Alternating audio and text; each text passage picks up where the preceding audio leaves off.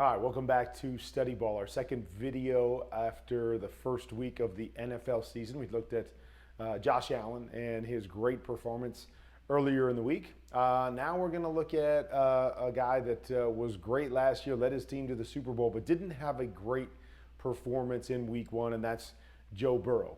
And I just kind of want to break it down and give you a sense of what was going on in the game, maybe why some of the things happened the way that they did, because every single play tells its own story. And it's easy to just look at the stat sheet. I mean, 4 interceptions, he had this, that, came back in the second half and brought his team back, and so played better in the second half. So there's a lot of stuff that goes on, and I love to break down the tape. And again, this is only a number of plays. It's not all the plays, but it gives you a sense of how things transpire in the course of a game. And sometimes we make mistakes.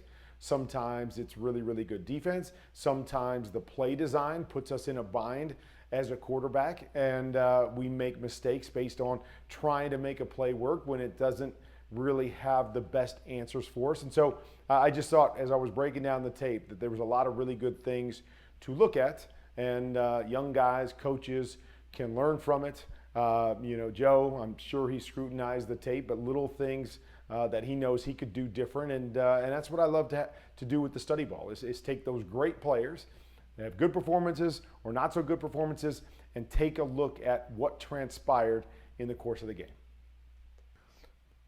So we've talked a lot about how much Joe was sacked last year and the issues they had up front, and they made some moves up front, and then we look at this game and we go, man, they got sacked 7 times in this game. Did obviously the moves that they made not work out? And yeah, there were some issues up front against a good defensive front, but sometimes it was play calls didn't give Joe an answer for it. Sometimes it was Joe not doing the right thing, and leads us to this first play. So on this very first play, what you're going to see is you're going to have what we call a combo route here, so a slant and a flat, and then you're going to have a stick concept over here. Okay, so it's like double outs over to this side. So right now, what we see is that we see kind of a too high shell right here. So if we get a too high shell, we want to stay to this side and read this combination over here. If they roll to a 1 high look, now we could read either side that we want to read. So Steelers are kind of messing with them, and what you notice is this defender here jumps way inside the number 2 receiver. Now, this guy starts to drop down. So when that happens, I know that this corner's responsibility is the deep area of the field. And these guys are tucked way inside of number 2. So I'm saying to myself right off the bat, if I'm going to read that side, this is probably the throw that I'm going to have. When they rotate back to 3, now we've got something we could throw over here too. If we wanted to read this defender, we could read him inside out and have a throw to this side.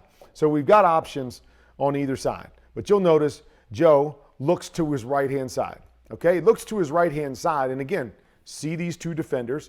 We know this guy has to go deep and get soft. When he gets soft, just throw the ball. Just take it and throw it. You sometimes wonder, these guys haven't played a lot in preseason, and they're trying to get their feel for the game in the first regular season game. So he pops out, throw it. You're looking at it, it's all right there. I'm not sure if he's looking inside first, but here's his throw. Doesn't make his throw out there. Now he goes to buy time. Now leads to a sack. So this one, first one of the game, wasn't on the offensive line, on Joe Burrow right there. Again, trying to get a feel for the game. Nobody wants to get a feel in the first regular season game. All right, so we're going to come back here, and we're going to run down on the bottom. Same concept, okay? It's a concept that we call combo, as I said. We got a safety over the top, so they've got a guy sitting in here to take away the slant. They've got a guy sitting out here to take away the flat, so we don't like this against a cover 2 look. All right, so here's where Joe gets into a bind. They're going to run a play, and we call this 72. All right, so a 7 route is a corner route. A 2 route is some form of a slant. So we call this a 72 combination. And I see all these teams in the NFL running this play. And I see them all reading it against cover 2.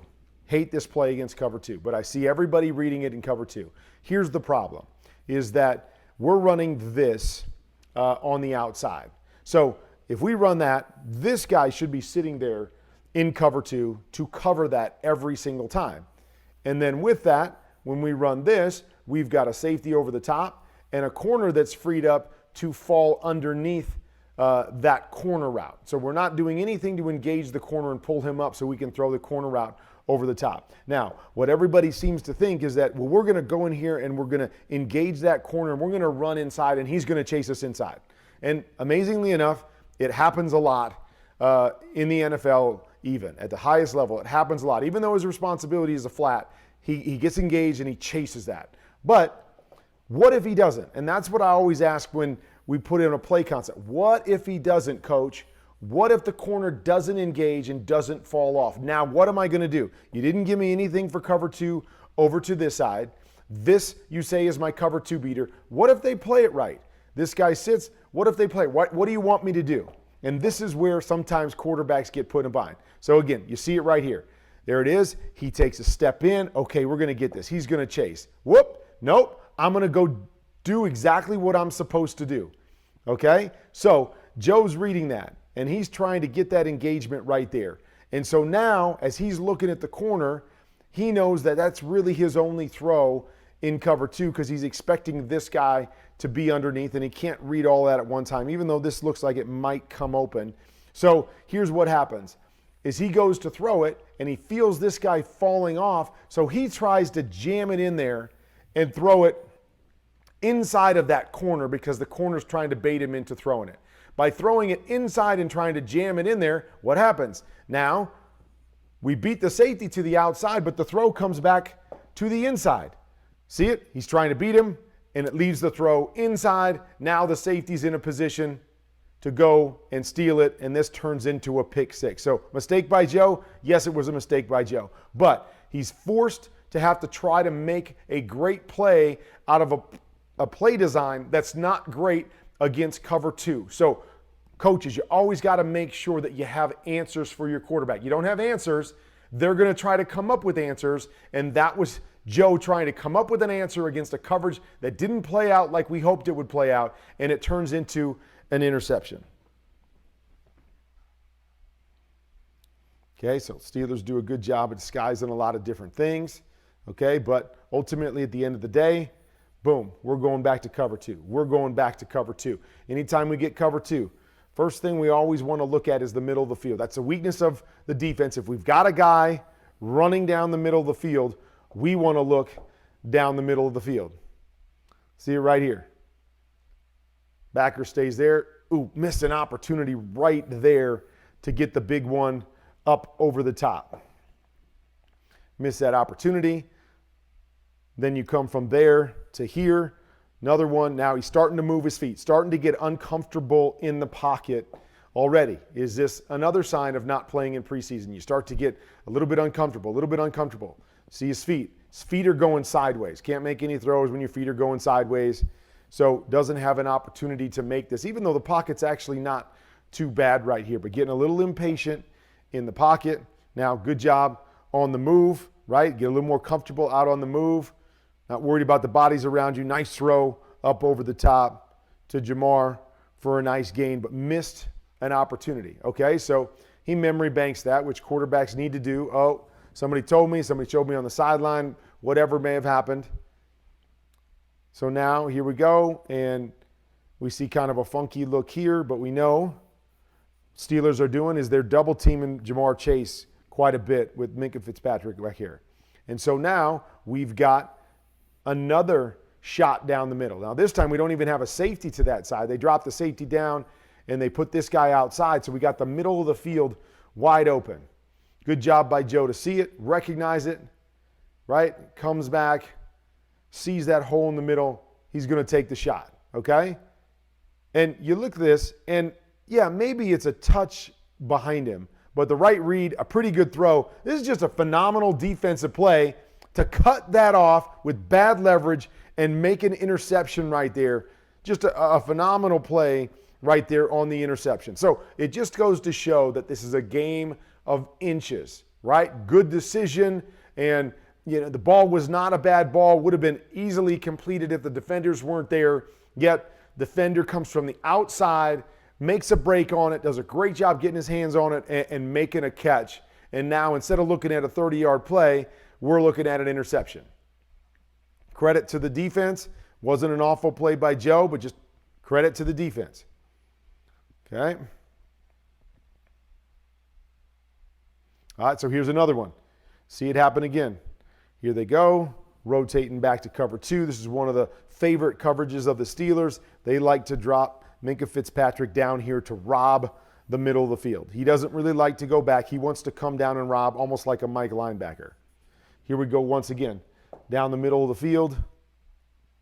Now, pocket might be collapsing a little bit. That may be the problem, you say.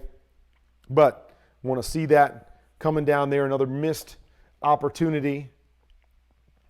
Moves in the pocket, does a nice job of creating something with his feet. But just showing you there's some opportunities out there that I think normally Joe's going to see and hit. And for whatever reason, just didn't look comfortable in this game. But with all that being said, he's still going to make some special plays because that's what great players do. So this particular play right here, we're going to come out here and we're going to try to create a rub for Jamar Chase. So it's man-to-man. We're going to try to create a rub on his guy, and we're going to come underneath this right here, hoping that we just force this guy to go over the top and we throw a touchdown right here. Steelers do a great job of passing it off, and then we got to get up to the corner here. So all this happens really fast. So I think I got it, but they run right through it. They match to it. Really well done. Nice reaction by Joe. Come back, get your throw over the top, get your touchdown. Really, really good read right there with the Steelers playing that extremely well. Working through his progression, getting to his number 3 guy.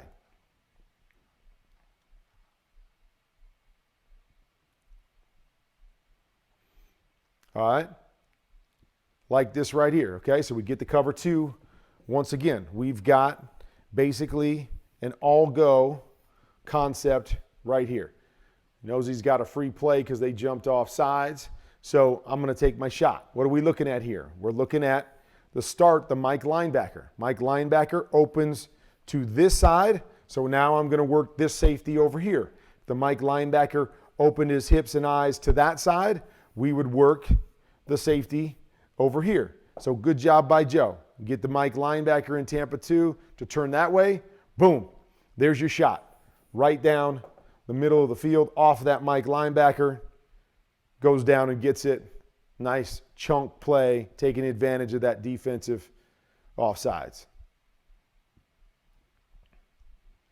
Here's another one of the interceptions here by Joe. So again, looking at the coverage. Okay, what's the coverage telling us? Are they dropping to 1, or are they going to run back to 2? That's what we're looking at. Read the safeties. There they go back to 2. Okay, so why do I say that? Okay, because here's the concept. We got a hitch, we've got a hook, and we've got a hook. All right, so we've got 3 guys, as you see, 3 guys in the underneath portion of the field. So if we get cover 3 here, that means corner is playing a deep third, and that means we've got 3 underneath guys against 2 defenders in cover 3. That's what we would have. As soon as they roll to cover 2, now they have 1, 2, 3 guys in the underneath zone, and we've got 3 guys in the underneath zone. So they've got us matched. We don't have an advantage. On the backside, they're going to run an in and a hook, and they're going to have 1 backer drop out right here. So you'll notice the front side, if they go cover 2, they've got an even number of guys. We go backside, we got an advantage, 1, 2 on this 1 defender right here. So that's what we're looking for. What do? They run back to cover 2. Okay, so now we're in a bind. We're in a bind because that guy's there. This guy is sitting in that hole right there, and so he can help squeeze this here, so you can't really throw it outside. This guy's in a position to be able to take that. This guy actually doesn't hook. This guy actually keeps going, I think, here. So you just notice that we're not in great shape right here, especially with this guy going, because he's going to go to the safety. This guy's going to be covered by the corner. And now these two guys can cover one. Joe seeks cover two, should be backside reading the high-low off of that backside backer right there. Instead, trying to force it in, and guy from the outside comes and picks it. It probably would have been picked by both these guys because the window's just too tight based on that coverage. Another little mistake by Joe, things that he doesn't normally do, which leaves me asking, is it the fact that he didn't play a game since the Super Bowl last year that leads to some of these issues?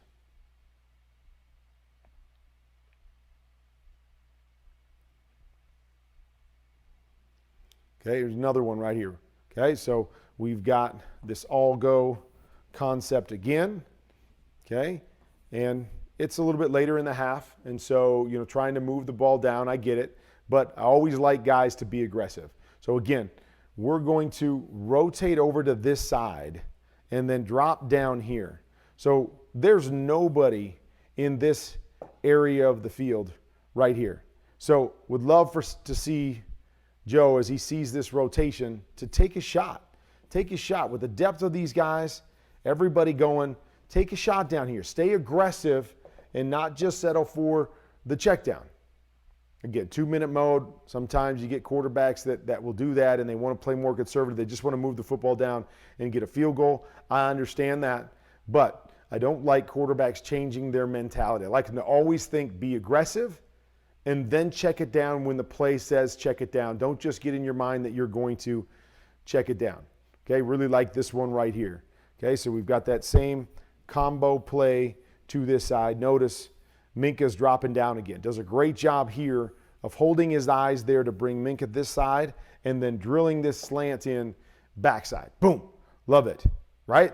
Game of inches, right? That's what it takes.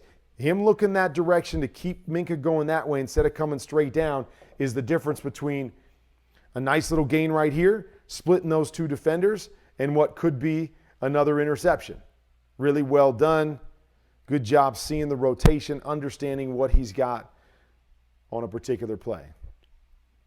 All right, this comes down to the end of regulation, and this to me is just unforgivable, right? You got Jamar Chase over here. You've got help inside with all of these guys. I mean, we got 3 guys inside. They're basically saying, we're not going to let Jamar Chase beat us. We got one-on-one over here. Somebody else beat us. Somebody else score the touchdown to beat us if we're going to let them tie this game up. We're not going to let Jamar Chase beat us. Yet, what do? Right? This guy plays soft and not aggressive and allows simply just a quick out to be run on the goal line for the tie. And could have been for the win, because if they made the extra point, they win. Get up here, play outside, feed them in to your help right here. But good job by those 2 guys, and good job by Joe recognizing that, hey, I know there's a bunch of guys over there, but he's leaving me one-on-one and giving me an opportunity. Boom, I'm going to take it. I'm going to lead my team back. With all the stuff that happened and some of the missed plays that he had and how uncomfortable he was in the pocket, the blessing was in this game, they had chances to win the game, even though Joe didn't play one of his best games. That's the sign of a really good quarterback and a leader, is that, hey, you don't let early things affect you. You keep battling, and you put your team in positions to win by making the plays that you have to make down the stretch. Okay, here's one right here. So they like to do this. It's kind of an RPO. We get these guys to step up. We're going to try to hit this quick post back behind it. Okay, I get a quarters look right here. I always have to be leery of throwing that anyways because I got a safety sitting right here. So as I come off on this play fake, I'm looking at that safety. Okay, if that safety comes driving up, I've got a double post concept over back to the other side. So I'm going to let that quarter safety take himself out if he wants. Oh, there he is. He's going to drive that, boom, right there. So now I'm ready. Now, I don't know. This is a pretty tight throw. You got to really fit that in up over the top. But once I see that, I'm going to try to read this safety. I get him to chase. I'm going to give my guy a shot on the outside to the double post. Of course, you don't like it. You can just drop it down here to this. finds it late, but like him to be aggressive. Come out knowing quarter safety, he possibly and probably is going to jump that in. Boom. Now let's go get a shot at our double post if we're ready for that. Maybe got a shot for a big one, but nice job being able to check it down because he didn't get what he liked.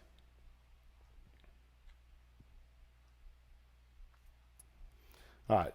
Just want to show these because this is how they finished the game. Okay, these were the last two plays of the game, for the Bengals. And what are they going to do? They got 1, 2, 3, 4, and then a fifth guy right here. Notice they only got 5 blockers right there. So I think this is on the offensive line because you see the offensive line turning. Now, again, I don't know if they're turning just because this guy is there and they're turning to help, or if they should be turning all the way to this blitzer from the outside. But either way, we want to know, right? We got a hot throw right there if we're Joe Burrow. We got a chance to be able to attack the pressure and hit the hot right there because what they're doing is just a typical zone dog.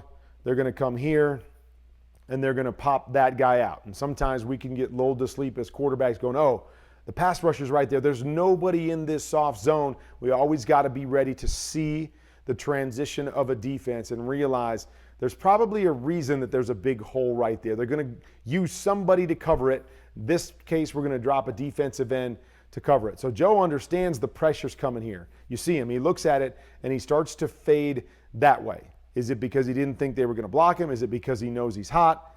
Make the game easier. Don't try to do too much. And he tries to come over here and throw this choice, and the choice is squeezed by 2 guys, and he really has nothing when he's got a great opportunity right in front of him. Now he's got to try to make a play down the field. Not working. All right, so that was a play. So what do the Steelers do? They do the exact same thing on this play. So again, you tell me. I don't know. I mean, was the offensive line supposed to come out here again and get this? Because now we got a back in here that could cover that. Were they not? Was this on Joe? I'm not really sure. So again, we need to have a hot here, or we need to hit the hot here, or we need to block this or something. But you can't let this happen 2 plays in a row to finish the game. And again, I can't tell you who it's on, if it's on Joe or if it's on the offensive line. But we can't do that in a game like this, make that same mistake 2 plays in a row. One leads into an incompletion, the other one leads to a sack, fumble, and we end up losing the game. All right, so there you go. Just a look at what happened with the Bengals on Sunday. And a lot of things that factored in. Joe, as he admitted this week, didn't play his best game. Was some of it on the offensive line? Was some of it just him being uncomfortable because he didn't take enough reps in preseason to slow the game down? And is that why he missed a number of things that he normally doesn't miss? So made some plays in that game as well. So it wasn't all bad. He made some plays. He brought his team back. Even when he didn't play his best football, had a chance to win that game for his team. So it wasn't all bad. You got to be able to see the big picture and not just look at the stat line. But I thought there was a lot of really, really good things to learn on that tape, whether you're a play designer, whether you're a quarterback, being able to manage different things and making sure that you're seeing what you have to see. Hardest thing about playing the quarterback position is when you're just trying to make it up as you go. You're just trying to find somebody open without knowing exactly where your eyes need to be on a particular play. I felt that was the case at times with Joe. It was going so fast. He wasn't comfortable that all of a sudden he's just trying to find someone open instead of seeing the field like he normally does.